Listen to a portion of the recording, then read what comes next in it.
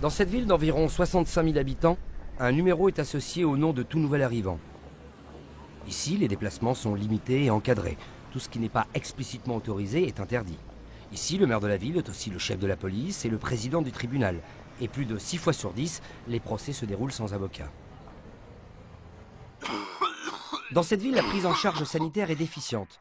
Aucune permanence de soins n'est organisée la nuit ou le week-end. Et il n'est pas rare de devoir patienter de nombreux mois avant de pouvoir rencontrer un spécialiste tel qu'un dentiste ou un psychiatre. Pourtant, la population souffre plus qu'ailleurs de pathologies somatiques et de troubles psychiques. Ici, la transgression du secret médical est fréquente. Dans cette ville, un habitant sur 5 est dans une situation d'illettrisme ou a d'importantes difficultés de lecture. Pourtant, l'écrit demeure le mode de communication de référence. Ici, l'école n'est ouverte que l'équivalent de 2 jours par semaine et on compte en moyenne un poste d'enseignant pour 140 élèves. Seulement 1% d'entre eux obtiennent leur bac dans l'année.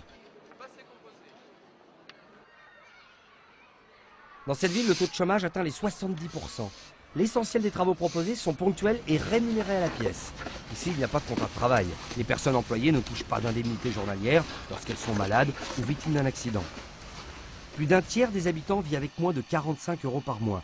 Pourtant, les biens de consommation sont parfois vendus 30% plus cher qu'ailleurs et l'aide sociale se résume à une trousse d'hygiène de première nécessité. Dans cette ville, les grèves, les mouvements de protestation, même pacifiques, sont interdits. Une simple pétition est immédiatement sanctionnée. Ici, les rencontres familiales et amicales sont soumises à autorisation, limitées dans le temps et surveillées. 30% des habitants n'ont aucun droit d'accès au téléphone. Les autres ne peuvent y accéder librement et leurs conversations sont systématiquement écoutées. Les autorités ouvrent, lisent et peuvent retenir les courriers.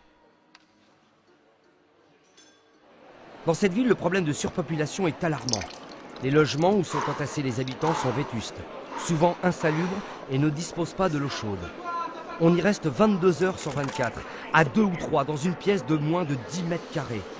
Cette promiscuité dégradante engendre régulièrement des comportements de violence contre autrui ou retournés contre soi. Plus de 100 personnes se sont donné la mort dans l'année, près de 7 fois plus qu'ailleurs. Cette ville n'appartient pas au passé. Elle n'est pas non plus tirée d'un ouvrage de science-fiction. Ce quotidien, tel qu'il vient d'être décrit, est une réalité. La réalité pour 65 000 hommes et femmes détenus dans 195 établissements pénitentiaires. En France. Et aujourd'hui.